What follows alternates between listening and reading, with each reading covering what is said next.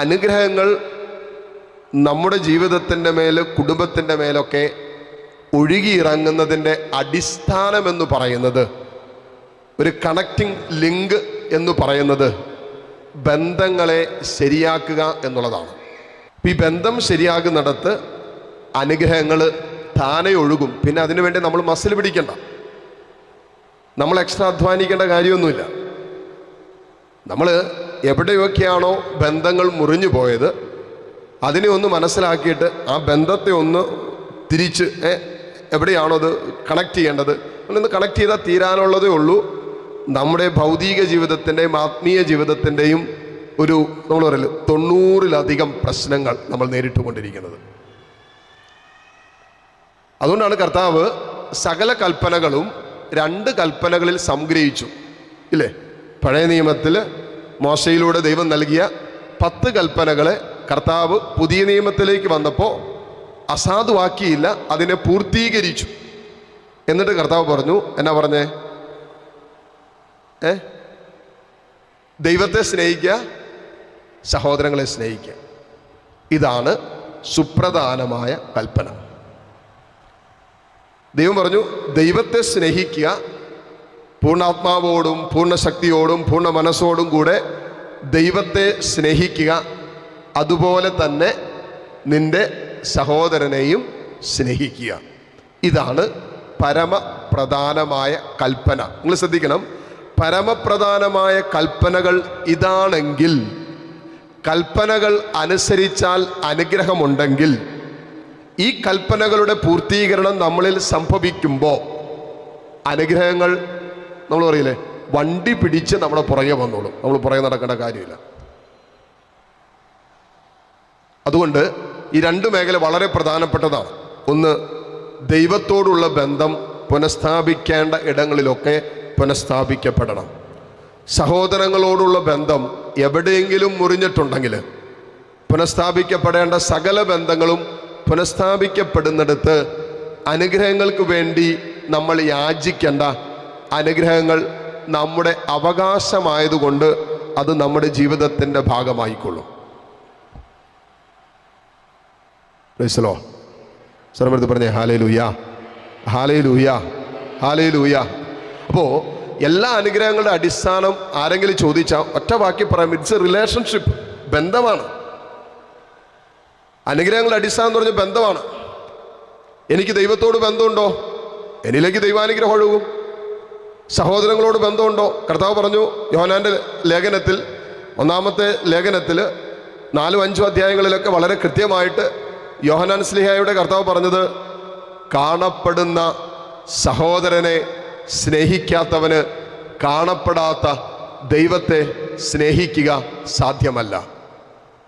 ഇനി കാണപ്പെടുന്ന സഹോദരനെ സ്നേഹിക്കാതിരിക്കുകയും കാണപ്പെടാത്ത ദൈവത്തെ സ്നേഹിക്കുന്നുണ്ട് എന്ന് പറയുകയും ചെയ്താൽ അവൻ, ബാക്കി നിങ്ങൾ പറ, അവൻ കള്ളം പറയുന്നു എന്നാ വചനം പറയുന്നത്.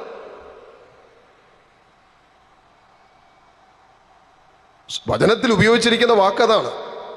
അവൻ കള്ളം പറയുമെന്ന് പറയുന്നത്, കള്ളം പറയുമോ, നുണ പറയുമോ എന്ന് പറയുന്നത്. ദൈവത്തെ സ്നേഹിക്കുന്നു എന്ന് പറയുകയും ആ സ്നേഹത്തിൻ്റെതായ സകല ആത്മീയ കാര്യങ്ങളിൽ വ്യാപരിക്കുമ്പോഴും അങ്ങനെ ഞാൻ ദൈവത്തെ സ്നേഹിക്കുന്നു എന്ന് വെളിപ്പെടുത്തുന്ന രീതിയിൽ ഒരുതരം കപട ആത്മീയത അഭിനയിച്ച് മുന്നോട്ട് പോകുമ്പോഴും കാണപ്പെടുന്ന സഹോദരങ്ങളെ സ്നേഹിക്കാതെ കടന്നു പോകുന്ന ഒരു ജീവിതം, വചനം പറയുന്നു, അവൻ ദൈവത്തെ സ്നേഹിക്കുന്നു എന്ന് പറയുന്നത് കള്ളം പറയുക. കാരണം ദൈവത്തെ സ്നേഹിക്കുമ്പോൾ ദൈവത്തോടുള്ള ബന്ധം വരും. ദൈവത്തോട് ബന്ധമുള്ളവന് സഹോദരനെ സ്നേഹിക്കാതിരിക്കാൻ പറ്റുകയില്ല. ദൈവത്തോട് ആത്മാവിൽ ഐക്യപ്പെട്ടിരിക്കുന്ന ഒരു ആത്മാവിന് സ്നേഹിക്കാതിരിക്കാൻ പറ്റുകയില്ല, ക്ഷമിക്കാതിരിക്കാൻ പറ്റുകയില്ല, വിശുദ്ധ ജീവിതം നയിക്കാതിരിക്കാൻ പറ്റുകയില്ല. ചിലവല്ല, അച്ഛാ ഞാൻ ഒത്തിരി പ്രാർത്ഥിക്കുന്നതൊക്കെ ഉണ്ട്, എനിക്ക് ഒത്തിരി ദൈവത്തോട് ബന്ധമൊക്കെ ഉണ്ട്, ഇതെല്ലാം പറയുകയും ചെയ്യും, പാപത്തിൽ വ്യാപരിക്കുകയും ചെയ്യും. എന്നിട്ട് നമ്മൾ പറയും, ഞാൻ ഈ പാപത്തിൽ വ്യാപരിക്കുന്നതിന് കാരണം എൻ്റെ ബലഹീനത കൊണ്ടാണെന്ന് പറയും. നമ്മളതിനുള്ള ന്യായീകരണം പറയുന്നത്, ചില പാപങ്ങളിൽ നമ്മൾ വ്യാപരിക്കുമ്പോൾ നമ്മൾ പറയും, അതച്ഛാ എൻ്റെ ബലഹീനത കൊണ്ടാണ് ഞാൻ ആ പാപത്തിൽ വ്യാപരിക്കുന്നത്. ഓക്കെ, നമുക്ക് ബലഹീനതയുണ്ട്, ഇല്ലെന്നല്ല. ചില മേഖലയിൽ നമുക്ക് ബലഹീനതകളുണ്ട്. ബലഹീനത ഉണ്ടെന്ന് മനസ്സിലായാൽ ഹെബ്രായർക്കെഴുതിയ ലേഖനത്തിൽ പറയുന്നതാണ്, നമ്മുടെ ബലഹീനതകളിൽ നമ്മോടൊത്ത് സഹതപിക്കാൻ കഴിയാത്ത ഒരു പ്രധാന പുരോഹിതനല്ല നമുക്കുള്ളത്, മറിച്ച് പാപമൊഴികെ മറ്റെല്ലാത്തിലും നമ്മെപ്പോലെ സമനായ ഒരു പ്രധാന പുരോഹിതൻ നമുക്കുണ്ട്. റോമാക്കാർക്കെഴുതിയ ലേഖനം 8-ാം അധ്യായം 28 മുതലുള്ള വചനങ്ങൾ നമ്മൾ വായിക്കുന്നുണ്ട്. നമ്മുടെ ബലഹീനതകളിൽ നമ്മെ സഹായിക്കാൻ ദൈവം തൻ്റെ പരിശുദ്ധാത്മാവിനെ നമുക്ക് തന്നിട്ടുണ്ട്. അപ്പൊ നമ്മളിൽ ദൈവാത്മാവ് പ്രവർത്തിക്കുന്ന എപ്പോഴാ? ദൈവത്തോട് ഐക്യമുള്ളപ്പോഴാണ്. അപ്പോഴാണ് നമ്മുടെ ബലഹീനതകളിൽ നമ്മൾ ശക്തരാകുന്നത്. അപ്പോഴാണ് നമ്മുടെ ബലഹീനതകളിൽ നമ്മൾ ബലമുള്ളവരായിട്ട് മാറുന്നത്, കരുത്തുള്ളവരായിട്ട് മാറുന്നത്. പൗലോസ്ലീഹ പറഞ്ഞു, ഞാൻ ബലഹീനനായിരിക്കുമ്പോൾ ഞാൻ ബലഹീനനായിരിക്കുമ്പോൾ ഞാൻ ശക്തനാണ്. നമ്മൾ പറയും ഞാൻ ബലഹീനനായിരിക്കുമ്പോൾ ബലഹീനനാണെന്ന് പറയും, അല്ലേ? നമ്മളങ്ങനെയല്ലേ പറയുന്നത്.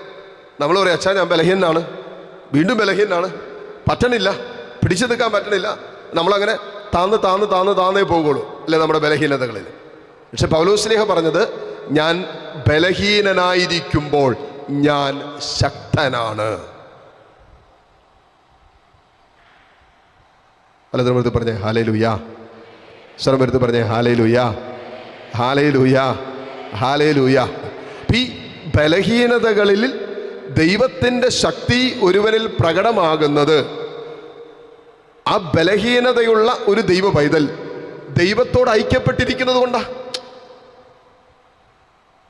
ഇപ്പൊ എനിക്ക് ഈ നല്ല തേക്കിൻ്റെ സാധനം അതല്ലേ, നല്ല തേക്കിൻ്റെ ആൾക്കാരായതുകൊണ്ട് ഞാൻ പൊക്കിയാലൊന്നും പൊങ്ങുകയല്ല. എനിക്കിത് പൊക്കാനുള്ള ബലഹീനതയുണ്ട്, കാരണം എനിക്കതിനുള്ള കഴിവേ ഉള്ളൂ, അതിനുള്ള ബലമേ ഉള്ളൂ. പക്ഷേ എന്നെക്കാളും ബലമുള്ള ഒരു 4-5 പേര് ചുറ്റും എൻ്റെ അടുത്തുണ്ടെങ്കിൽ എനിക്കിത് പൊക്കാം, ഇല്ലേ? പൊക്കാൻ പറ്റില്ലേ? ഇത് പോട്ടെ, ഇത് ഇച്ചിരി കൂടി വെയിറ്റ് ഉള്ളതായിരിക്കും, അവിടെ കിടക്കുന്ന പീഠം ചിന്തിച്ചാൽ മതി. അത് എനിക്ക് ഒറ്റയ്ക്ക് പൊക്കാൻ പറ്റില്ല, കാരണം എനിക്ക് ബലഹീനതയുണ്ട്, ശാരീരിക ബലഹീനതകളുണ്ട്, ശാരീരികമായ പരിമിതിയുണ്ട്. പക്ഷേ അത് പൊക്കാൻ കരുത്തുള്ള ബലമുള്ള ഏതാനും പേരും കൂടി ഉണ്ടെങ്കിൽ എനിക്കതിനെ പൊക്കാൻ പറ്റും എന്ന് പറയുന്ന പോലെ എനിക്ക് ബലഹീനതകളുണ്ട്, ഇല്ലെന്നല്ല. നമ്മളിലെല്ലാം ചില ബലഹീനതകൾ ദൈവം അനുവദിച്ചിട്ടുണ്ട്. ഹല്ലേലൂയാ. ശ്രമത്തിൽ പറഞ്ഞേ ഹല്ലേലൂയാ. നമ്മുടെ എല്ലാവരുടെയും ജീവിതത്തിൽ ചില ബലഹീനതകൾ ദൈവം അനുവദിച്ചിട്ടുണ്ട്. അതെന്തിനാണെന്ന് ചോദിച്ചാൽ, ഒറ്റ വാക്കിൽ പറഞ്ഞാൽ, നിന്റെ ബലഹീനതകളിൽ കർത്താവിൽ ആശ്രയിക്കാൻ വേണ്ടിയിട്ടാണ്. അല്ല നീ അഹങ്കാരിയായി പോയനെ, അല്ലെ? നമുക്കൊരു ബലഹീനത ഇല്ലെങ്കിൽ എന്ത് ചെയ്യും? നമ്മൾ അഹങ്കരിക്കാൻ തുടങ്ങും. ഇല്ലേ, നമുക്ക് ഒരു കുറവില്ലെങ്കിൽ കുറച്ച് കഴിയുമ്പോൾ നമ്മൾ അഹങ്കരിക്കാൻ തുടങ്ങും. അല്ലെങ്കിൽ നമുക്കെല്ലാം ഉണ്ട്. പ്രഭാഷകൻ പറഞ്ഞതുപോലെ നിന്റെ സമൃദ്ധിയിൽ നീ ദൈവത്തെ മറക്കാൻ സാധ്യതയുണ്ട്. അപ്പോൾ കർത്താവ് എന്തിനാണ് ചില ബലഹീനതകൾ നമ്മുടെ ജീവിതത്തിൻ്റെ ഭാഗമായി നിരന്തരം വെച്ച് തന്നിരിക്കുന്നത് എന്ന് ചോദിച്ചാൽ, നമ്മുടെ ബലഹീനതകളിൽ നാം ദൈവത്തിൽ പൂർണ്ണമായും ആശ്രയിക്കുമ്പോൾ ആ ബലഹീനതകളിൽ വീണു പോകാതെ എൻ്റെ കർത്താവ് എന്നെ താങ്ങി നടത്തും. അന്ത്യത്തോളം താങ്ങി നടത്തും. അതാണ് ദൈവത്തിൻ്റെ സ്നേഹം. യോഹന്നാന്റെ സുവിശേഷം 13-ാം അധ്യായം 1-ാമത്തെ വചനത്തിൽ നാം വായിക്കുന്നത്, ഈശോ തനിക്ക് സ്വന്തമായുള്ളവരെ സ്നേഹിച്ചു, അവസാനം വരെ സ്നേഹിച്ചു. ഈശോ തനിക്ക് സ്വന്തമായുള്ളവരെ സ്നേഹിച്ചു. എന്നിട്ട് വചനം കൂട്ടിച്ചേർക്കുകയാണ്, അവസാനം വരെ സ്നേഹിച്ചു. അപ്പോൾ നമ്മുടെ ബലഹീനതകളെ ഓർത്ത് നമ്മൾ അസ്വസ്ഥരാകരുത് എന്ന് വചനം പറയുക. നമുക്ക് ചില മേഖലകളിൽ ബലഹീനതകളുണ്ട്, അല്ലെ? നമുക്ക് ചില വിഷയങ്ങളിൽ ബലഹീനതകളുണ്ട്, ചില ബന്ധങ്ങളിൽ നമുക്ക് ബലഹീനതകളുണ്ട്. നമ്മുടെ തന്നെ ആത്മീയ ജീവിതത്തിലും വൈകാരിക ജീവിതത്തിലും വിശുദ്ധ ജീവിതത്തിലൊക്കെ നമുക്ക് ബലഹീനതകളുണ്ട്. അത് സമ്മതിക്കണം. ബലഹീനതകളുണ്ടെങ്കിൽ നമ്മൾ സമ്മതിക്കണം. എനിക്ക് ബലഹീനതകളുണ്ട്. തമ്പുരാനോട് പറയും, തമ്പുരാൻ എനിക്ക് ബലഹീനതയുണ്ട്, ഇനി എന്താണ്, വാട്ട് ഈസ് നെക്സ്റ്റ്? അതാണ് നമ്മൾ ചിന്തിക്കേണ്ടത്.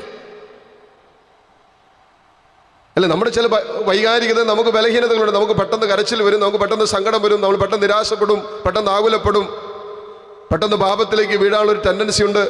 വിശുദ്ധ ജീവിതം എനിക്ക് സൂക്ഷിക്കാൻ പറ്റുന്നില്ല, ആ മേഖലയിൽ എനിക്ക് ബലഹീനത കൊണ്ട് പ്രാർത്ഥിക്കാൻ പറ്റുന്നില്ല, പ്രാർത്ഥനയിൽ നിലനിൽക്കാൻ പറ്റുന്നില്ല. എന്താണോ നമ്മുടെ ബലഹീനത, അതേക്കുറിച്ച് തിരിച്ചറിവ് കിട്ടിയാൽ നമ്മൾ ചെയ്യേണ്ട നെക്സ്റ്റ് സ്റ്റെപ്പ് എന്ന് പറയുന്നത് നമ്മുടെ ബലഹീനതകളിൽ നമ്മെ സഹായിക്കാൻ നമ്മുടെ കൂട്ടിൻ എക്കാലം ഉണ്ടാകുമെന്ന് പറഞ്ഞ ദൈവത്തെ കൂടെ നിർത്തുക. അതാണ് നമ്മൾ ചെയ്യേണ്ടത്. ഇത് ചെയ്യാൻ നമ്മൾ മറന്നുപോയാൽ നമ്മുടെ ബലഹീനതകളിൽ നമ്മൾ വീണു പോകുമെന്നുള്ളത് 100%, 100 അല്ല 110% ഉറപ്പാണ്. പിടിച്ചു നിൽക്കാൻ പറ്റിയല്ല. ഈ പിടിച്ചു നിൽക്കാൻ പറ്റുന്നില്ല എന്ന് പറയുന്ന അനുഭവങ്ങൾ എന്ന് പറയുന്നത് കാരണം എന്താ, ചില അനുഭവങ്ങളിൽ നമ്മൾ വല്ലാതെ ബലഹീനരായി പോവുക, വല്ലാതെ തകർന്നു പോവുക, വല്ലാതെ തളർന്നു പോവുക. അങ്ങനെ പിടിച്ചു നിൽക്കാൻ പറ്റാത്ത അനുഭവങ്ങളിൽ നമ്മുടെ മാനുഷികമായ ബലഹീനതകള്, അസ്വസ്ഥതകൾ നമ്മളെ ഭരിക്കുന്ന അനുഭവങ്ങൾ വരുമ്പോൾ അതിനെ അതിജീവിക്കാൻ ഒറ്റ വഴിയുള്ളൂ. എൻ്റെ ബലഹീനതകളിൽ എന്നെ ശക്തിപ്പെടുത്തുമെന്ന് വാഗ്ദാനം ചെയ്ത ദൈവത്തിൽ നിന്റെ ജീവിതത്തെ ഉറപ്പിക്കുക. കർത്താവിൻ്റെ കൂടെ പോവുക. അപ്പോൾ കർത്താവ് നിന്നെ സഹായിക്കും. അപ്പോൾ ബലഹീനതകളിൽ നമ്മൾ അസ്വസ്ഥരാകരുത്. ബലഹീനതകളിൽ ദൈവത്തിൽ ആശ്രയിക്കുകയാണ് വേണ്ടത്. ഹല്ലേലൂയ. ബലഹീനതകളെ ഓർത്ത് നമ്മൾ അസ്വസ്ഥരാകുകയല്ല, മറിച്ച് ബലഹീനതകളിൽ നാം ദൈവത്തിൽ ആശ്രയിക്കുകയാണ് വേണ്ടത്. ഇനി ഈ ബലഹീനതയുമായിട്ട് നമ്മൾ മുന്നോട്ട് പോകുമ്പോൾ ഞാൻ പറഞ്ഞത്, ദൈവം ഈ ബലഹീനത അനുവദിച്ചിരിക്കുന്നത് നാം അഹങ്കരിക്കാതിരിക്കുന്നതിനാണ്. അതുകൊണ്ട് ബലഹീനതകളെക്കുറിച്ച് നമ്മൾ അസ്വസ്ഥരാകണ്ട. അത് ദൈവം അനുവദിച്ചതാണെങ്കിൽ അതിലൂടെ നമ്മുടെ ആത്മാവിൻ്റെ വിശുദ്ധീകരണം ദൈവം ആഗ്രഹിക്കുന്നുണ്ട്. അന്ത്യത്തോളം ദൈവാത്മാവിനോട് ഐക്യപ്പെടാനും ദൈവത്തിൽ ആശ്രയിക്കാനും ദൈവം ആഗ്രഹിക്കുന്നത് കൊണ്ടാണ് ചില വിഷയങ്ങൾ നീ എത്ര പ്രാർത്ഥിച്ചിട്ടും നിന്നിൽ നിന്നും മാറിപ്പോകാതെ നിന്റെ ജീവിതത്തിൻ്റെ കൂടപ്പറപ്പായിട്ട് മാറിയിരിക്കുന്നത്. നിങ്ങൾ പറയാം, അച്ഛാ ഞാൻ ഒത്തിരി പ്രാർത്ഥിച്ചച്ചാ എന്നിട്ട് അവിടെ ശരിയാകുന്നില്ല, ഞാൻ ഒത്തിരി പ്രാർത്ഥിച്ചു എന്നിട്ട് എനിക്കൊരു മാറ്റം ഉണ്ടാകുന്നില്ല, ഞാൻ ഒത്തിരി ദൈവത്തെ വിളിച്ചു എന്നിട്ട് പ്രശ്നങ്ങളൊന്നും മാറുന്നില്ല, ഞാൻ ഒത്തിരി പ്രാർത്ഥിച്ചു എന്നിട്ടും എൻ്റെ ജീവിത പങ്കാളിക്ക് മാറ്റം ഉണ്ടാകുന്നില്ല, ഞാൻ ഒത്തിരി ദൈവത്തെ വിളിച്ചു എന്നിട്ടും എൻ്റെ വിശുദ്ധ ജീവിതവുമായി ബന്ധപ്പെട്ട വിഷയങ്ങളിൽ എനിക്ക് പറ്റണില്ല എന്ന് പറയുന്ന വിഷയങ്ങളുണ്ട്. അല്ലെങ്കിൽ എനിക്ക് എൻ്റെ ദേഷ്യം കൺട്രോൾ ചെയ്യാൻ പറ്റുന്നില്ല, എൻ്റെ ഭയം എനിക്ക് നിയന്ത്രിക്കാൻ പറ്റുന്നില്ല. ഇങ്ങനെയുള്ള ബലഹീനതകൾ നമ്മുടെ ഒക്കെ ജീവിതത്തിലുണ്ട്. ദൈവം അനുവദിച്ച ബലഹീനതകളുണ്ട്. അത് നമ്മൾ സമ്മതിക്കുകയും ദൈവത്തിൽ പൂർണ്ണമായും ആശ്രയിക്കുകയും ദൈവത്തിൻ്റെ കരങ്ങളിൽ നമ്മുടെ ജീവിതത്തെ വെച്ചു കൊടുക്കുകയും ആ ബലഹീനതകളിൽ ദൈവം എന്നെ സഹായിക്കുമെന്ന് പൂർണ്ണമായും വിശ്വസിക്കുകയും ചെയ്യുക. അപ്പോഴാണ് പൗലോസ്ലീഹ പറഞ്ഞത്, ഞാൻ ബലഹീനനായിരിക്കുമ്പോൾ ഞാൻ ശക്തനാണ്. ഇനി ബലഹീനത മാറിയാലായിരിക്കും ചിലപ്പോൾ എത്ര പ്രാർത്ഥിച്ചിട്ട്. പൗലോസ്ലീഹ തൻ്റെ ശരീരത്തിലൊരു മുള്ളുണ്ടായിരുന്നു.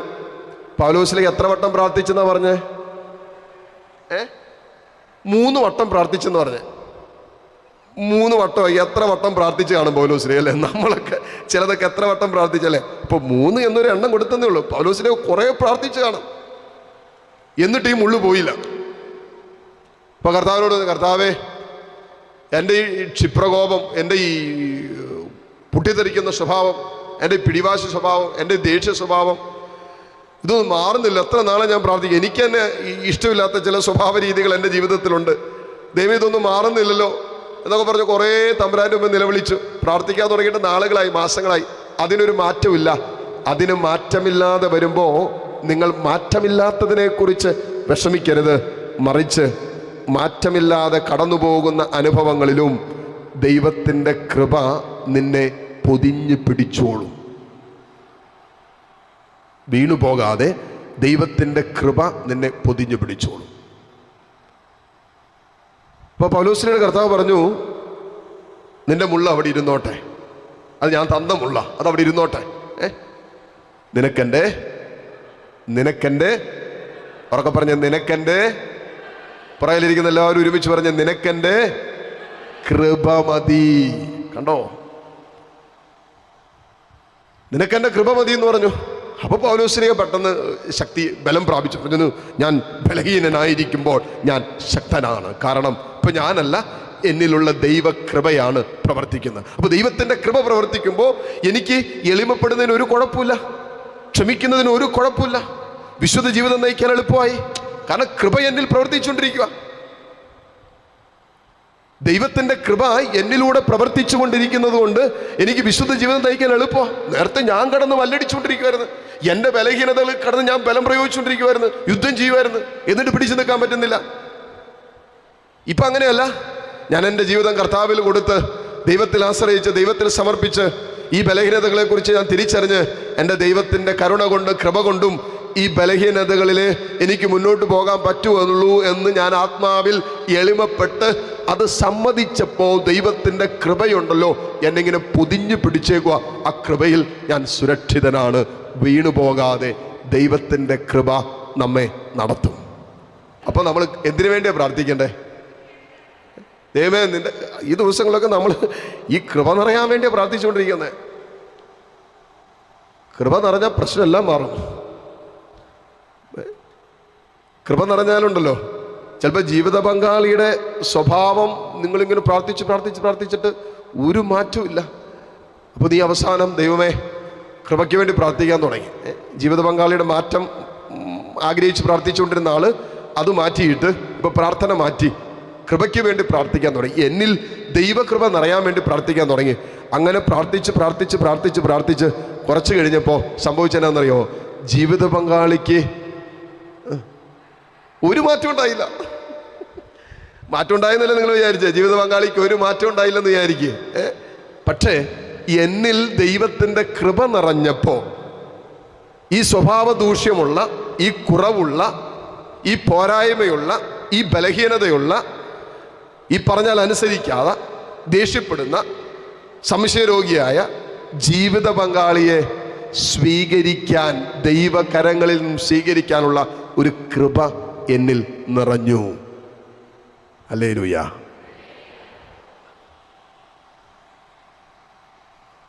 ഞാനിപ്പോഴും ഓർക്കുന്നുണ്ട്, ക്യാരിസ്മോനിൽ ഒരു ഭാര്യയും ഭർത്താവും കൂടിയും കാണാൻ വേണ്ടി വന്നാണ്. കാണാൻ വരാൻ കാരണം അവരുടെ ഉദരത്തിൽ വളരുന്ന കുഞ്ഞിന് അംഗവൈകല്യം ഉണ്ടെന്ന് ഡോക്ടർ പറഞ്ഞു. കുഞ്ഞിന് അസ്വസ്ഥ ഉണ്ടാകും, അംഗവൈകല്യങ്ങളുണ്ടാകും. അതുകൊണ്ട് ഏറ്റവും നല്ലത് നിങ്ങൾ ആ കുഞ്ഞിനെ അങ്ങോട്ട് കളയുന്നതാണ്. അപ്പോൾ ഇവരതേക്കുറിച്ച് വല്ലാതെ അസ്വസ്ഥരായി. തീർച്ചയായിട്ടും ഉദരത്തിലൊരു കുഞ്ഞ് വളരുന്നത്, അതും കുറേ കുറവുകളോട് കൂടിയാണ് എന്ന് ഒരു മാതാപിതാക്കൾ തിരിച്ചറിയുമ്പോൾ, ഈ കുഞ്ഞിന് ജന്മം കൊടുത്തു കഴിഞ്ഞാൽ വിദൂര ഭാവിയിൽ എത്ര വർഷം ഈ കുഞ്ഞിനെ വഹിക്കണം, നാളെയിൽ എന്തായിത്തീരും എന്നൊക്കെ ആലോചിക്കുമ്പോൾ വലിയ ആശങ്കകളാണ്. മാനുഷികമായി ചിന്തിച്ചാൽ വല്ലാത്ത ഭാരമാണ്. അപ്പം അങ്ങനെ ഇവർക്ക് രണ്ടുപേർക്കും അത് സ്വീകരിക്കാൻ പറ്റില്ല. ഭർത്താവ് പറഞ്ഞു നമുക്ക് കളഞ്ഞേക്കാം. ഭർത്താവിൻ്റെ മാതാപിതാക്കളും പറഞ്ഞു കളഞ്ഞേക്കാം. ഇപ്പോൾ ഭാര്യയ്ക്ക് ഭർത്താവ് പറയുന്നതിനപ്പുറത്തേക്കൊന്നുമില്ല, എന്നാൽ ഉള്ളിൽ ചെറിയൊരാഗ്രഹമുണ്ട്. പക്ഷെ ഭർത്താവ് അങ്ങനെ പറഞ്ഞതുകൊണ്ട് കുഴപ്പമില്ല. പക്ഷെ ഭാര്യയുടെ അമ്മ പറഞ്ഞു മോളെ ഇതൊരിക്കലും ചെയ്യരുത്. ഈ സഹോദരിയുടെ അമ്മ പറഞ്ഞു മോളെ ഇതൊരിക്കലും ചെയ്യരുത്. കാരണം ദൈവം തരുന്നത് എന്താണോ അത് സന്തോഷത്തോടെ സ്വീകരിക്കുക, അതുകൊണ്ട് അത് കളയരുതെന്ന് പറഞ്ഞു. അപ്പോൾ ഈ ഭർത്താവിൻ്റെ വീട്ടിൽ നിന്ന് വല്ലാത്ത പ്രഷർ, ഭർത്താവിൽ നിന്നും പ്രഷർ, ഈ സഹോദരിക്ക് വല്ലാത്തൊരു ബുദ്ധിമുട്ട്. അമ്മ പറഞ്ഞു വേണ്ട എന്ന് പറയുന്നു. അപ്പോൾ അവസാനം ഇവർ ഒരു തീരുമാനമെടുത്തു, നമ്മുടെ കുഞ്ഞല്ലേ, അപ്പോൾ നമ്മളല്ലേ തീരുമാനിക്കണ്ടേ. ഭർത്താവ് പറഞ്ഞു നമുക്കത് കളഞ്ഞേക്കാം, കാരണം പിന്നീട് വല്ലാത്ത ബുദ്ധിമുട്ടായിട്ട് മാറും. അതുകൊണ്ട് നമ്മൾ എന്തിനാണ് ഒരു റിസ്ക് എടുക്കുന്നത്, അതുകൊണ്ട് ഒഴിവാക്കിയാൽ പോരെ എന്ന് ചോദിച്ചു. നമ്മൾ എന്തിനാ വെറുതെ റിസ്ക് എടുക്കുക, അത് ഒഴിവാക്കിയാൽ പോരെ. അറിഞ്ഞുകൊണ്ട് നമ്മൾ എന്തിനാ റിസ്ക് എടുക്കുന്നത്? ഭാവി ജീവിതം മുഴുവനും നമ്മൾ ഈ കുഞ്ഞുമായിട്ട് സ്റ്റക്കപ്പാകും, ഈ കുഞ്ഞിനെടുത്തുകൊണ്ട് നടക്കേണ്ടി വരും. കുഞ്ഞിൻ്റെ ചികിത്സ, കുഞ്ഞിൻ്റെ മാനസികാരോഗ്യ കുറവുകൾ, അങ്ങനെ പല ശാരീരിക വൈകല്യങ്ങൾ, ഇതൊക്കെ പ്രശ്നം ഉണ്ടാക്കാൻ തുടങ്ങും. അതുകൊണ്ട് നമുക്ക് നേരത്തെ തന്നെ അങ്ങോട്ട് അവസാനിപ്പിച്ചേക്കാം. അപ്പം ഇങ്ങനെ തീരുമാനമെടുത്ത് അവരങ്ങനെ കളയാനൊക്കെ ഒരു തീരുമാനമെടുക്കുന്ന സമയത്താണ് ഇവൾ പറഞ്ഞു നമുക്കൊരു കാര്യം ചെയ്യാം, നമുക്ക് ആരുടെ അടുത്തെങ്കിലും മറ്റൊരാളുടെ അടുത്തോട് ചോദിക്കാം. അപ്പം എങ്ങോട്ട് പോകും, ആരുടെ അടുത്ത് ചോദിക്കും എന്ന് വിചാരിച്ചപ്പോഴാണ് ഇവളുടെ അമ്മ പറഞ്ഞു ഒരു കാര്യം ചെയ്യും, ക്യാരിസ്മോന് പോയിട്ട് വിജിലച്ചനെ കാണാൻ പറഞ്ഞു. അങ്ങനെ പറഞ്ഞു. അപ്പോൾ ഇവരുടെ അമ്മ ഇങ്ങോട്ട് വന്ന് ക്യാരിസ്മോനിൽ ധ്യാനം കൂടിയിട്ടുള്ളതാണ്, അപ്പം അതുകൊണ്ടായിരിക്കണം പറഞ്ഞു വിട്ടത്. അങ്ങനെ ഈ രണ്ടുപേരും കൂടി കാരിസ്മയിൽ വരുന്നു, എന്നെ കാണുന്നു. അപ്പോൾ ഞാൻ നമുക്കുള്ള ആത്മീയ അറിവിൻ്റെ അനുസരിച്ച് ഞാൻ പറഞ്ഞു കൊടുക്കാൻ തുടങ്ങി, മക്കളിത് ഒരിക്കലും ചെയ്യരുത്. ദൈവം നിങ്ങൾക്ക് തരുന്ന കുഞ്ഞിനെ 2 കൈ നീട്ടി സ്വീകരിക്കണം.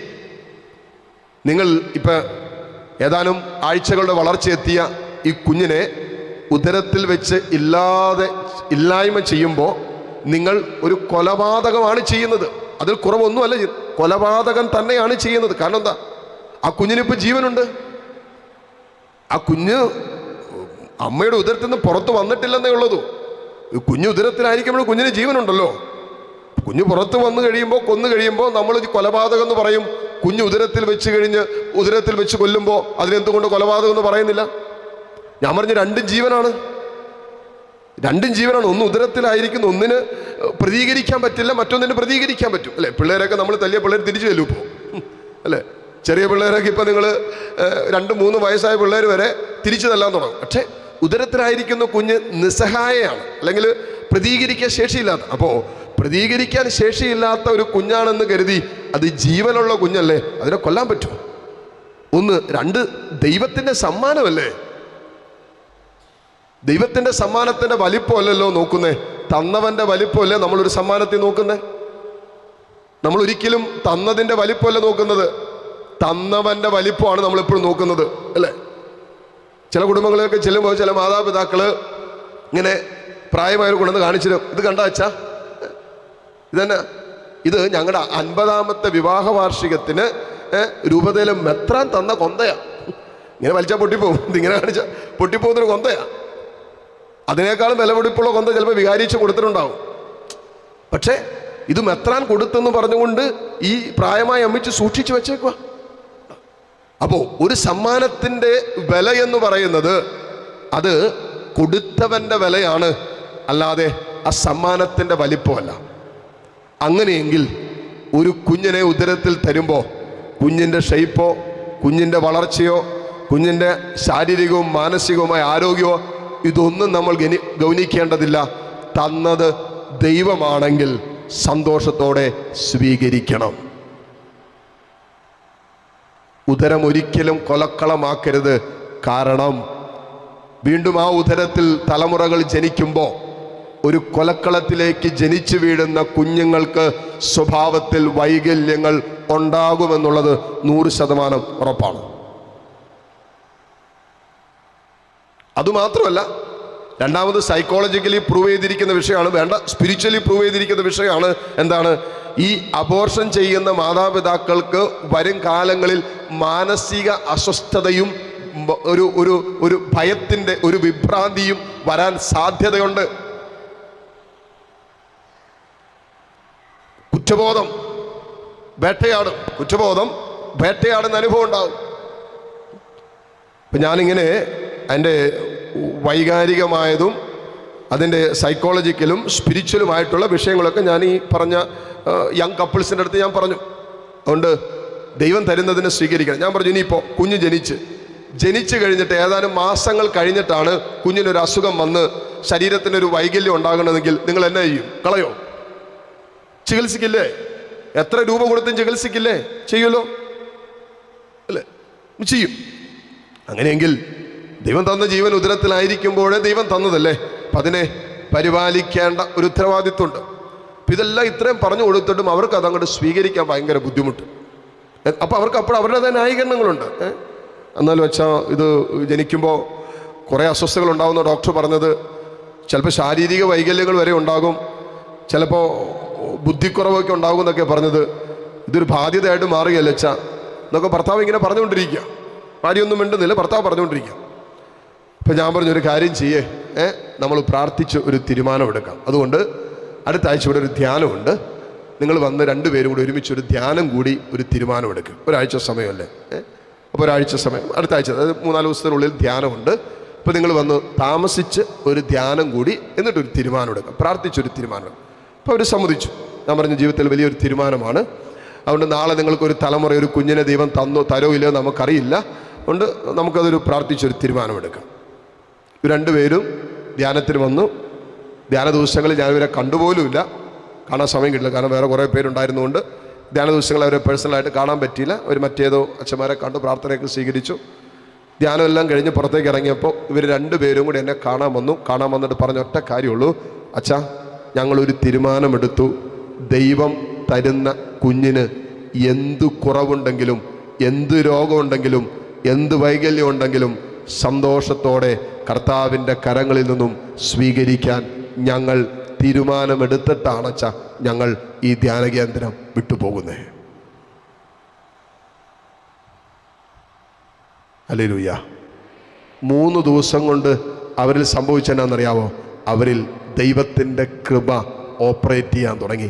ദൈവകൃപ, വചനം കേട്ടും പ്രാർത്ഥിച്ചും ദൈവത്തെ ആരാധിച്ചും ദൈവത്തെ സ്തുതിച്ചും ജീവിതത്തിൽ കർത്താവിൻ്റെ കരുണയിൽ ജീവിതത്തെ സമർപ്പിച്ചും ദൈവാശ്രയ ബോധത്തിലേക്ക് തങ്ങളുടെ ജീവിതത്തെ ഒക്കെ സമർപ്പിച്ച് ആ 3 ദിനങ്ങൾ ഒരു ആലയത്തിലിരുന്ന് ദൈവത്തെ കേൾക്കാൻ തുടങ്ങിയപ്പോൾ സംഭവിച്ചതെന്നറിയോ?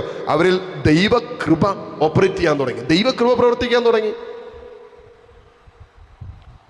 ദൈവകൃപ പ്രവർത്തിക്കാൻ തുടങ്ങിയപ്പോൾ 2 പേർക്കും ഇപ്പോൾ ഒരു കുഴപ്പമില്ല. 2 പേരും വെച്ചാൽ എന്ത് കുഴപ്പമുണ്ടെങ്കിലും ഞങ്ങൾ കുഞ്ഞിനെ സ്വീകരിക്കുന്നു. ഞങ്ങൾ ആരും ഉപദേശിക്കാൻ പോയില്ല, പിന്നെ ഒരു ഉപദേശത്തിനും പോയില്ല. പക്ഷേ അവരിൽ ദൈവത്തിൻ്റെ കൃപ പ്രവർത്തിക്കാൻ തുടങ്ങിയപ്പോൾ, ദൈവകൃപ ഓപ്പറേറ്റ് ചെയ്യാൻ തുടങ്ങിയപ്പോൾ മാനുഷികമായിട്ട് അസാധ്യമെന്ന്, മാനുഷികമായിട്ട് നടക്കില്ല എന്ന്, മാനുഷികമായിട്ട് ഒരിക്കലും സംഭവിക്കരുത് എന്നുപോലും അവരാഗ്രഹിച്ച വിഷയങ്ങളുടെ മേൽ ദൈവകൃപ പ്രവർത്തിക്കാൻ തുടങ്ങിയപ്പോൾ അവർ ദൈവേഷ്ടത്തിന് വിധേയപ്പെട്ടു. ഹല്ലേലൂയ. സർവ്വത്തിൽ പറഞ്ഞേ ഹല്ലേലൂയ, ഹല്ലേലൂയ, ഹല്ലേലൂയ. അപ്പോൾ ദൈവകൃപ നമ്മളിൽ പ്രവർത്തിക്കുമ്പോൾ, ദൈവകൃപ നമ്മളിൽ ചലിക്കുമ്പോൾ സംഭവിക്കുന്നതോ, നമ്മൾ ദൈവേഷ്ടത്തിന് വിധേയപ്പെടും, പൂർണ്ണമായിട്ട് ദൈവേഷ്ടത്തിന് വിധേയപ്പെടും. അതുകൊണ്ടാണ് ഞാൻ ഈ ദിവസങ്ങളിൽ ദൈവകൃപയ്ക്ക് വേണ്ടി പ്രാർത്ഥിക്കണം, ദൈവകൃപയ്ക്ക് വേണ്ടി പ്രാർത്ഥിക്കണം, ദൈവകൃപയ്ക്ക് വേണ്ടി പ്രാർത്ഥിക്കണം എന്ന് പറയുന്നതിന് കാരണം, ദൈവകൃപ നമ്മളിൽ നിറയുമ്പോൾ നമ്മൾ പൂർണ്ണമായും ദൈവേഷ്ടത്തിന് വിധേയപ്പെടും. പരിശുദ്ധ അമ്മയെ നോക്കിയിട്ട് സ്വർഗം പറഞ്ഞു തന്നെ, ദൈവത്തിൻ്റെ ദൂതൻ വന്നിട്ട് അമ്മയെ അഡ്രസ് ചെയ്തത് എങ്ങനെയാ? ദൈവകൃപ നിറഞ്ഞവളേ നിനക്ക് സ്വസ്തി. അമ്മയെ കണ്ടപ്പോൾ ദോണ്ടേ കൃപയുടെ നിറവിൽ ഒരു സ്ത്രീ, കൃപയുടെ നിറവിൽ ഒരു സ്ത്രീ, ഈ ഭൂമിയിൽ കൃപയുടെ നിറവിൽ ജീവിക്കുന്ന ഒരു സ്ത്രീയെ സ്വർഗം കണ്ടു. അപ്പൊ ദൈവത്തിന്റെ ദൂതൻ വന്നിട്ട് അമ്മയെ നോക്കിയിട്ട് പറഞ്ഞു, ദൈവകൃപ നിറഞ്ഞവളേ നിനക്ക് സ്വസ്തി. കാണണേ. എന്നിട്ട് പറഞ്ഞ വാർത്ത വലിയ സന്തോഷം നൽകുന്ന വാർത്തയൊന്നുമല്ല. ഒരു പുരുഷന്റെ സ്പർശനമില്ലാതെ ഇതാ നീ ഗർഭിണിയാകാൻ പോകുന്നു, ഉദരത്തിലൊരു കുഞ്ഞ് ജനിക്കാൻ പോകുന്നു. യഹൂദ പാരമ്പര്യം അനുസരിച്ച് നിശ്ചയമായിട്ടും ആ സ്ത്രീ കല്ലെറിഞ്ഞു കൊല്ലപ്പെടും. നിശ്ചയമായിട്ടും പരസ്യമായിട്ട് കല്ലെറിഞ്ഞു കൊല്ലപ്പെടും. കാരണം എന്താ? വിവാഹത്തിന് മുമ്പ് അവൾ ഗർഭിണിയായി കാണപ്പെട്ടു. വിവാഹത്തിന് മുമ്പ് അവൾ ഗർഭിണിയായി കാണപ്പെട്ടു. അതുകൊണ്ട് യഹൂദ പാരമ്പര്യം അനുസരിച്ച് അവൾ കല്ലെറിഞ്ഞു കൊല്ലപ്പെടണം. അപ്പൊ അവളെ സംബന്ധിച്ചിടത്തോളം വലിയ സന്തോഷത്തിന്റെ വാർത്തയൊന്നുമല്ല പരിശുദ്ധ അമ്മയെ സംബന്ധിച്ചിടത്തോളം. പക്ഷേ കൃപ നിറഞ്ഞു നിന്നതുകൊണ്ട് അമ്മ പറഞ്ഞു, ഇതാ കർത്താവിൻ്റെ ദാസി, നിന്റെ ഹിതം പോലെ എന്നിൽ സംഭവിക്കട്ടെ. ഇതാണ് വ്യത്യാസം. പരിശുദ്ധ അമ്മയിൽ കൃപ നിറഞ്ഞു നിന്നതുകൊണ്ട്, കൃപയുടെ നിറവിലേക്ക് ഒരു ദൈവ പൈതൽ വളരുമ്പോൾ നമ്മളിൽ എത്രമാത്രം കൃപയുണ്ടെന്ന് മനസ്സിലാക്കാൻ എളുപ്പമാണ്. നീ എത്രമാത്രം ദൈവഹിതത്തോട് വിധേയപ്പെടുന്നു എന്ന് നോക്കിയാൽ മതി. നമ്മളിൽ എത്ര കണ്ട് ദൈവകൃപ പ്രവർത്തിക്കുന്നുണ്ടെന്നും ദൈവകൃപയിൽ എത്ര കണ്ട് നമ്മൾ വളർന്നിട്ടുണ്ട് എന്നും മനസ്സിലാക്കണമെങ്കിൽ നമ്മൾ നോക്കിയാൽ മതി എത്ര കണ്ട് ദൈവഹിതത്തോട് നമുക്ക് വിധേയപ്പെടാൻ പറ്റുന്നുണ്ട്. ദൈവം അനുവദിക്കുന്ന, നമ്മൾ പ്രതീക്ഷിക്കാത്ത, നമ്മൾ സ്വപ്നം കാണാത്ത ചില ജീവിതത്തിൻ്റെ അനുഭവങ്ങളോട് പോലും, സാഹചര്യങ്ങളോട് പോലും എങ്ങനെ നമ്മൾ പ്രതികരിക്കുന്നു, അതിനോട് എങ്ങനെ നമ്മൾ പ്രത്യുത്തരിക്കുന്നു എന്നുള്ളതാണ് നമ്മളിൽ എത്ര കണ്ട് കൃപയുടെ നിറവുണ്ട് എന്ന് നമ്മൾ മനസ്സിലാക്കുന്നത്. ഹല്ലേലൂയ. സന്തോഷത്തോടെ പറഞ്ഞേ ഹല്ലേലൂയ, ഹല്ലേലൂയ. അതുകൊണ്ട് മക്കളെ, നമ്മൾ ഇന്ന് കൃപ നിറയാൻ വേണ്ടിയാണ് പ്രാർത്ഥിക്കുന്നത്. കൃപ നിറയാൻ വേണ്ടി പ്രാർത്ഥിക്കുന്നത്. ഈ കൃപ നിറയുന്നതിൻ്റെ അടിസ്ഥാന വിഷയമാണ് ഞാൻ ആദ്യം പറഞ്ഞു തുടങ്ങിയത്. നമ്മുടെ ബന്ധം പുനഃസ്ഥാപിക്കണം. എന്ത് ചെയ്യണം? കൃപയൊക്കെ വേണം അച്ഛാ, കൃപ വേണം, കൃപ വേണം അച്ഛാ, കൃപ വേണം. ഇത് ഹോൾസെയിൽ കൊടുക്കുന്ന സാധനമല്ല. പെരുന്നാളിന് അവിടെ കിടക്കുന്ന ബേക്കറിയിലോ അല്ലെങ്കിൽ അവിടെ പെരുന്നാൾ വെച്ചിരിക്കുന്ന കടയിൽ കിട്ടുന്ന സാധനമല്ല ഈ കൃപ. അങ്ങനെ എന്ത് സൗകര്യമായിരുന്നു. ധ്യാനം കൂടേണ്ട ആവശ്യമില്ലായിരുന്നല്ലോ, വചനം കേൾക്കേണ്ട ആവശ്യമില്ലായിരുന്നല്ലോ, കുമ്പസാരിക്കേണ്ട ആവശ്യമില്ലായിരുന്നല്ലോ, വിശുദ്ധ കുർബാന സ്വീകരിക്കേണ്ട ആവശ്യമില്ലായിരുന്നല്ലോ. നിങ്ങൾക്കൊരു ചാക്കായിട്ട് വന്നിട്ട് ആ കടയിൽ നിന്ന് കുറച്ച് കൃപ മേടിച്ചിട്ട് വീട്ടിൽ പോയാൽ പോരായിരുന്നു. അപ്പം അതങ്ങനെ കിട്ടുന്ന സാധനമല്ല, അങ്ങനെ കിട്ടുന്നതല്ല കൃപ. ഉണ്ട് കൃപ കിട്ടാനുള്ള ഏറ്റവും പരമോന്നതമായ ഉന്നതമായ വഴി, മാനദണ്ഡമെന്ന് പറയുന്നത് ബന്ധങ്ങൾ ശരിയാക്കേണ്ടതുണ്ട്. ഹല്ലേലൂയാ. ശ്രമത്തിൽ പറഞ്ഞേ ഹല്ലേലൂയാ. ദൈവത്തോടുള്ള ഒരുവൻ്റെ ബന്ധവും സഹോദരങ്ങളോടുള്ള ഒരുവൻ്റെ ബന്ധവും നേരെയാകുമ്പോൾ, ദൈവം ആഗ്രഹിക്കുന്നത് പോലെ ആ ബന്ധം പുനഃസ്ഥാപിക്കപ്പെടുമ്പോൾ അവനിൽ കൃപ നിറയാൻ തുടങ്ങും. കൃപ നിറയാൻ തുടങ്ങും.